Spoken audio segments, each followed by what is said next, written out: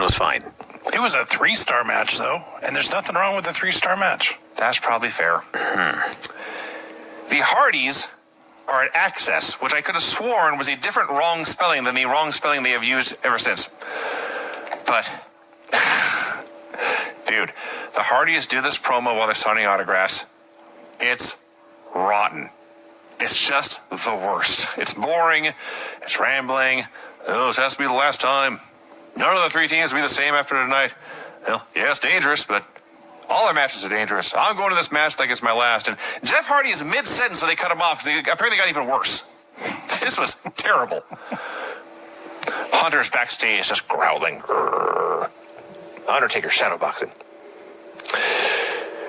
TLC 2, Hardys versus Dudleys versus Edge and Christian. Dear God Almighty.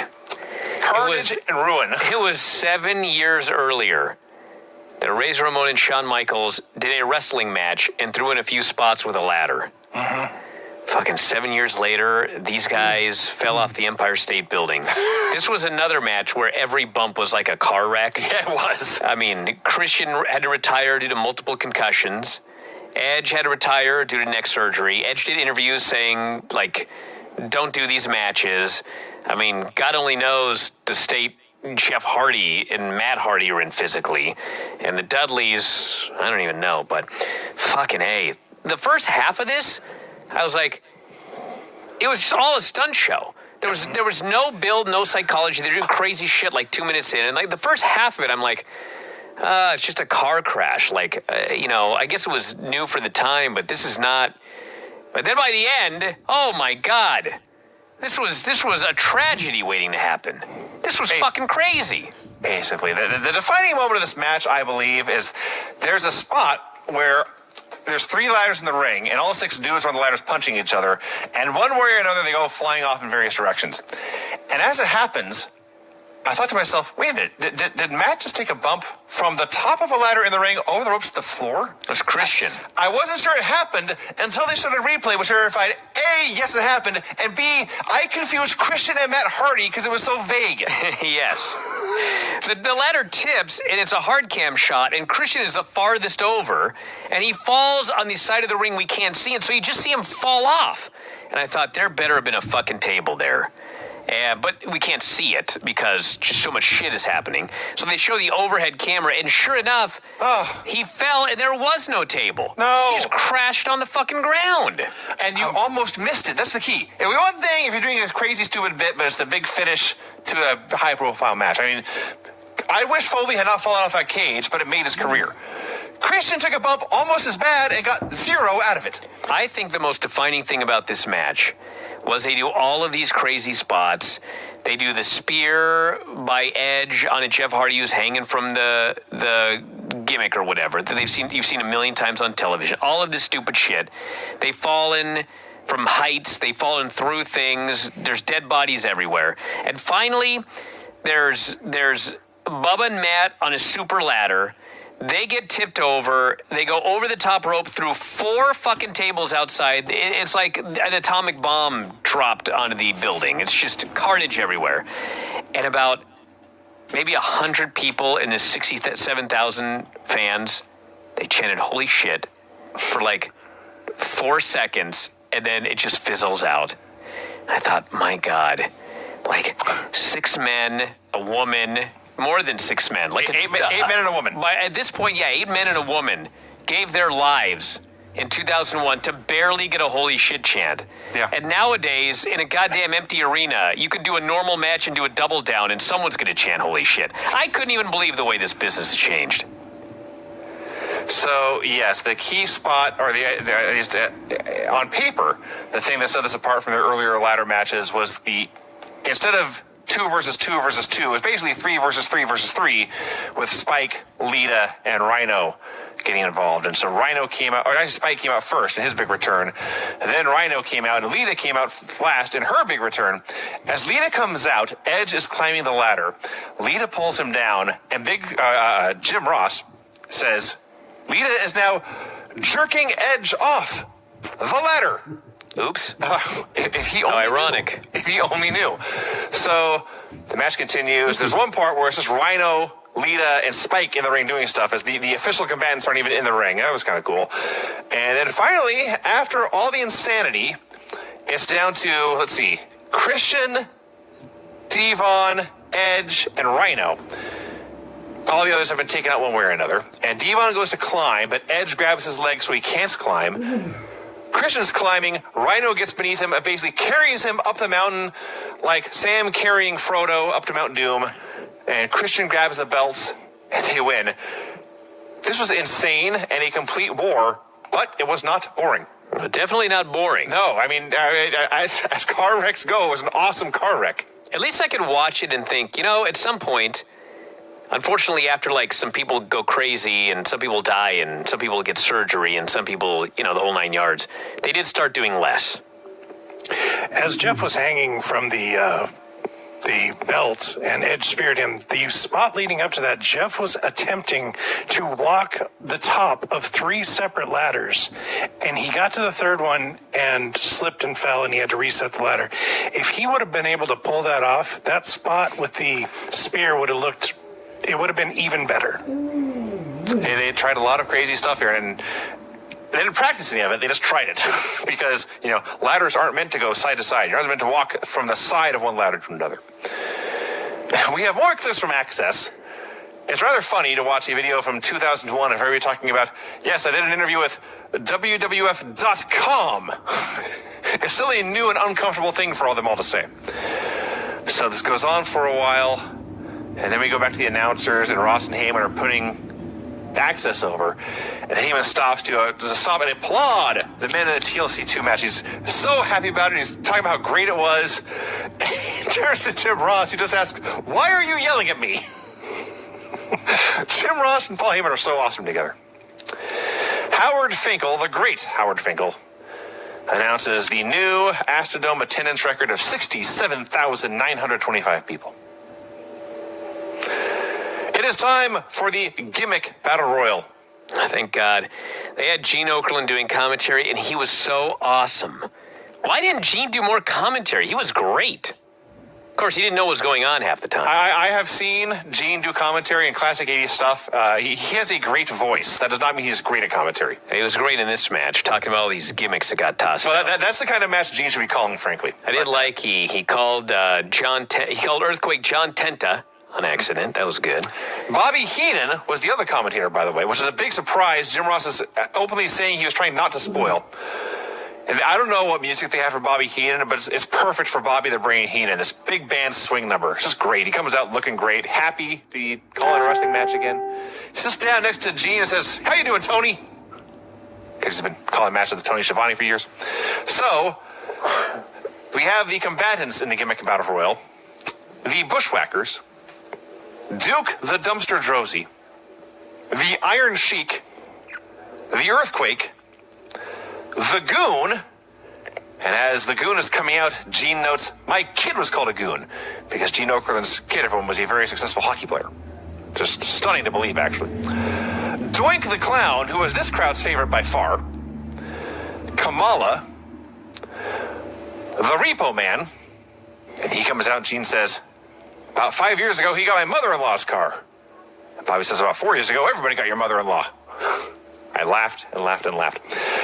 James E. Cornette, Nikolai Volkov, Freebird Michael Hayes, who I promise you Bobby Heenan marked out for Michael Hayes, like an actual rock star was coming out. The One-Man Gang, the Gobbledygooker, Tugboat, Hillbilly Jim, Brother Love, and Sergeant Slaughter. I'm pretty sure this match was over quicker than Vinny read all those names. I would like to think so. This was the Titanic Battle Royal. Repo Man is tossed immediately. Okerlund totally misses it. Gooker is tossed. Earthquake tosses Typhoon. Oh, his old partner, Can Betrayal. you imagine? And then Earthquake ends up being tossed out as well. So actually a funny thing, Earthquake tosses out Typhoon, but Earthquake is then tossed out by Kamala because apparently there's no love among fatties. And in fact, Kamala later tosses out the One-Man Gang. So Kamala, by the way, unofficially won the overweight division of the Gimmick Battle Royal. To be fair, the one-man gang had lost a lot of weight. He was like the three-quarter gang. Kim Cheese tossed, Butch Craig, I'll is give you a gold tossed, star for that one. Cornette is tossed, Duke Drosy is tossed. Brother Love is still fucking in there. Brother Love made the final four. The Goon With, and Nikolai are tossed. Goon gets caught in the ropes. Butch is out. Doink goes flying. Everybody boos like crazy. Michael Hayes, one-man gang, they're out. Somehow Kamala managed to get over the top rope, which I wasn't sure was going to happen. And then it comes down to Slaughter. And he tosses Brother Love. Hillbilly Jim tosses Slaughter. And then Sheik walks up behind and tosses out Sergeant Slaughter and wins. Because there was no goddamn way the Iron Sheik was getting over that top rope. When Sheiky Baby was walking down to the ring, I've often heard about people walking pigeon-toed. He was walking on the inside of his boot, and his leg was just totally, his left leg was just totally, I can't even explain it. It was hard to watch. There were many guys in this ring who looked like they were having great difficulty just walking, but he was worst of all. Dude, this sounds horrible, but when this match is over and there's like that quick spot or whatever and Slaughter puts him in the Cobra Clutch, I was watching Iron Sheik, and any normal person would have watched Sheik. And the idea that he would still be alive 19 years later is absolutely inconceivable. Yeah. And true. he is.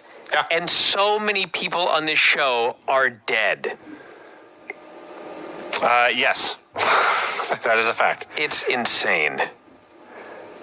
So, yeah. Oh, and then Slaughter afterwards, because they can't just have the heel win the Battle Royal. Slaughter has to put him in the Cobra Clutch to put him out so we can play the USA theme song or whatever. But Gene keeps shouting, oh, it's just like 10 years ago. It's like 20 years ago, Gene. So up to now, while the second hour of this show had been a very, very good wrestling show, it hadn't felt like what WrestleMania feels like now, or at least what it had until 2020. And then there's Motorhead.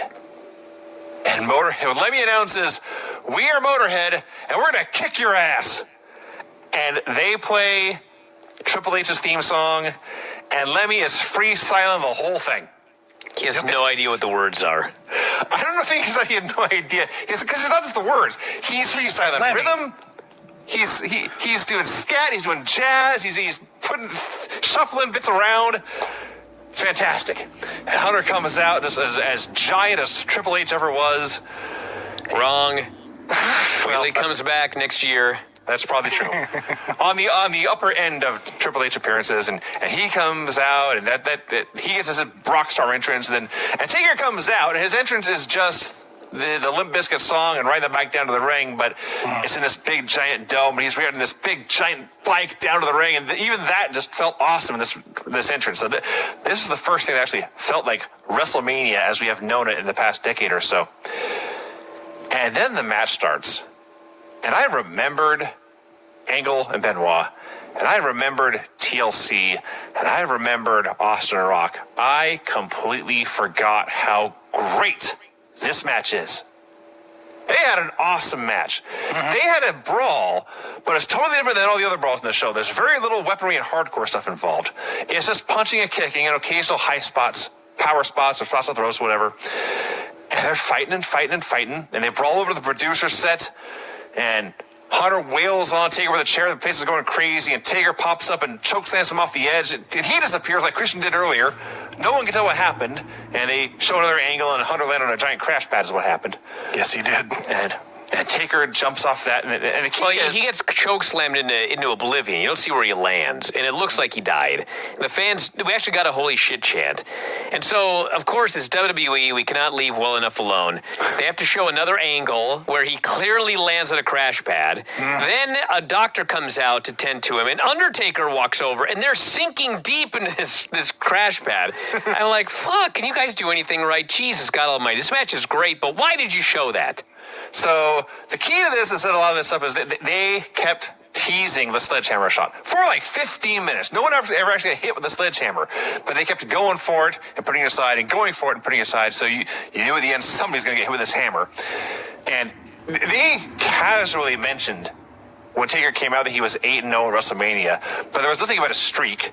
Hunter was the star on the rise. He'd already been the world champion here, but at the time, in 2001, when this actually happened, I expected Hunter to win. If that's, I'll talk about this in a moment. Yeah, but so when Hunter finally he tries the tombstone, he couldn't put Taker away, and you figure that Taker survived everything. He's always going to hit his move and win.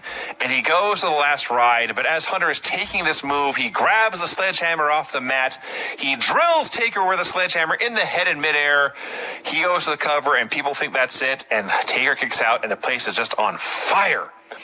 And then that's the high point of the match. It's now time to end things. Don't overstay your welcome.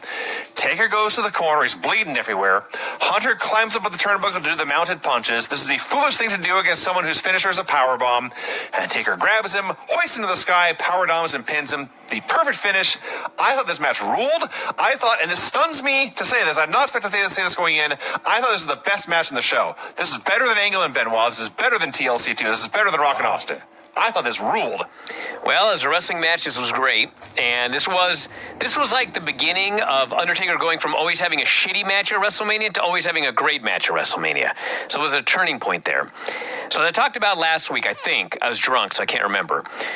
They did the Hunter, Steve Austin, 3 Stages of Hell match. And Steve Austin is going to be in the main event of WrestleMania, and he's Stone Cold Steve Austin. And there was no fucking reason that he should lose to Triple H, but of course he did. And when you think about why, like the obvious answer is, well, the plan was that Triple H was going to feud with Steve Austin after he beat The Rock for the title. Okay. If that's the case, why the fuck did Triple H lose to The Undertaker in this match?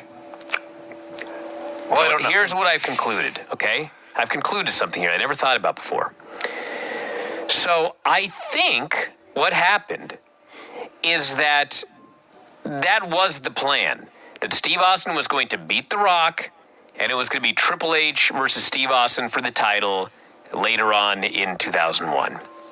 But apparently Steve Austin really wanted to turn heel, and he convinced Vince to turn him heel. And that's what they do, spoiler, in the next match we're going to talk about. So, once Steve Austin is a heel, you're not going to do heel versus heel with Steve Austin versus Triple H. That will not work. Okay, so once that happens, then yeah, The Undertaker can beat Triple H. So my point of all of this is, I don't know if this is true, but I mean, it makes sense. I think that if Steve Austin had not convinced Vince McMahon to turn heel, that Hunter probably would have beaten Undertaker, and there never would have even been a streak.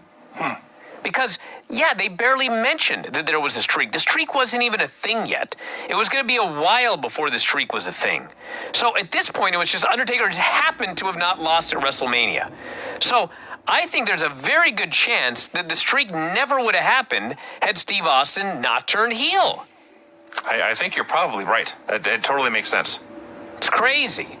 They made one really dumb decision, which led to a really, really great thing for years. It did. We get the My Way hype video for Steve Austin, The Rock. The best hype video the World Wrestling Federation ever did. And then Rock versus Austin for the WWF title in the main event at WrestleMania. There was some bullshit in this match, Vinny, but in a lot of ways, this was better than the Triple H versus Undertaker match because they worked so hard. Yes. And there were so many callbacks to great spots in previous matches of their careers. Mm-hmm. The Bret Hart, Steve Austin, I Quit match, the $1 Million Dream into the Cradle, like all of these. I mean, this was such a great match. It was basically, in some ways, it was basically Rock as a proxy for Bret Hart. Getting the third match of their trilogy that Bret never got to do for reasons. Yep. So what's amazing about this that I did not realize at the time, because I didn't know how it was going to end when I haven't watched this match since I watched it live, and I did not know the finish or anything about it going in. So Steve Austin turns heel, quote unquote, at the end of this match. But if you actually watch it and you know where it's going, Steve Austin is a heel from the moment the glass shatters. Oh yeah. He's cheating left and right. He's being a complete dick. He's wrestling from ahead. He's cutting Rock off at it every time. Austin takes like 80% of this match so Rock can make comebacks, and every time Rock makes a comeback, the place boos him out of the building. They should have clued the fans in on this because the fans cheered Austin all the way till the end. And I mean, what people remember is that Vince gives Austin the chair, and Austin uses the chair and wins, and that's the heel turn. But that's actually not what happened. No. Vince gives Austin the chair like 7 minutes before the end of the match. And Vince and Austin are fucking in cahoots for 7 minutes. Yes. This goddamn crowd, I mean, listen, I'm a big fan of wrestling fans, but there were 67,000 really dumb fucking fans in the building this night because they're in cahoots for 7 minutes, and this crowd doesn't even get it. No. They're like cheering Steve Austin. Or they don't care. It's possible they don't care. They pop like crazy when he finally gets the win, but then they do like get all weirded out when he hugs Vince. It's like, it took that. They were fucking working together for 7 minutes, and it was a hug where you finally figured out this was a turn. Vince is in the ring breaking up Rocky pins. Yes. Not only was it Steve Austin, one of the most popular wrestlers, if not the most popular wrestler ever, they were also in his hometown. Well, that helped too. So, this match is great. If you want to say this is the best match of the show, I'm not going to waste my time arguing with you. It's a great wrestling match. And people remember The Rock for his eyebrow and his catchphrases and his people's elbow. But you know what? this guy did better than anyone else ever is take a slingshot into the post. Oh, yeah. Every time he Great goes on the floor and he goes flying through the air and he gets his hand up and his head hits that post and he launches his head back. His feet go flying. He spins like a helicopter. Just anything that involved bouncing, he was very good at. His rope running is great. That big giant flying clothesline he did is so great. And yes, as you noted, they do the $1 Million Dream, the Bret Hart Cradle. It's funny as this is going on, the exact moment.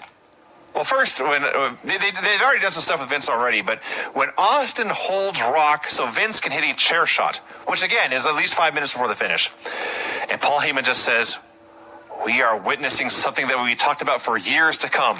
Little did he know. At least 19, Paul. I can tell you that much. So, match keeps going on. Rock hits the rock bottom. Vince takes the referee out of the ring, and there's stunners and chairs to the head. And finally, it's the two of them trying to finish off the Rock, and nothing works. And finally, they just do, and this still to this day is one of my favorite fucking finishes ever, which is Steve Austin takes this chair and says, metaphorically, "I am going to hit you with a steel chair until you die and you stay down." And Steve Austin hits Rock with a chair 16 times in a row and pins him. What's so great about the finish, too, is... So I'm watching them hit all these moves on The Rock, and he keeps kicking out, and he keeps kicking out, and he keeps kicking out. And finally, Vince gives Austin the chair. Austin hits the big chair shot on The Rock, and Rock kicks out again. And at that moment, I thought, okay, now this is overkill. Like, you've hit him with stunners, you've hit him with chairs, you've hit him with chairs again. I got it. Okay, let's go to the finish. But then when he gets a chair and he hits him 16 times in a row, it's like, that was the exclamation point on this heel turn. Like, all of the things that Steve Austin had done in this match, the low blow and Vince giving him the chair and all of it, like, it was all heel stuff, like he was being a heel. It was a heel turn. But when you see this guy just fucking killing The Rock with 16 chair shots, it's like, okay, there's no question now. I mean, none. That's a bad guy now. That's the exclamation point. That's the heel turn. But then he gets the pin and everybody goes nuts. Gigantic pop that he won the title. And then he hugs Vince, and that was when they were all very much weirded out. But before he did the 16 shots, I was pissed off because I was like, it was too much. But then when he hit it, I was like, it's beautiful. Yes. It's perfect. A perfect finish to this match. They had to do overkill to establish that this is what Austin had to do to win. Yes. So that's it. And Vince and Austin celebrate together and drink beer together. And Austin leaves a beer by Rock's head, as Rock had done to him a few weeks back. And the last shot of this, Rock does this great sell of beatings where he's bleeding all over the place. He can't stand up. He's like twitching. But the whole time his mouth is closed. He has a glassy-eyed stare. And you can tell this guy's not all there. Oh, he's out after lunch. And Then they aired the new best hype video WWF has ever done because it's my way with footage from this show that they had to put together on the fly. Yeah. And everything is timed perfectly to the crescendo of the music and paced as it should be. It's a thing of beauty. So then the show ended, and then I had the emotional reaction that I know Brian and many viewers had last week about the end of the retro shows. Like, that's the end. This is the end of the Monday Night. Yes.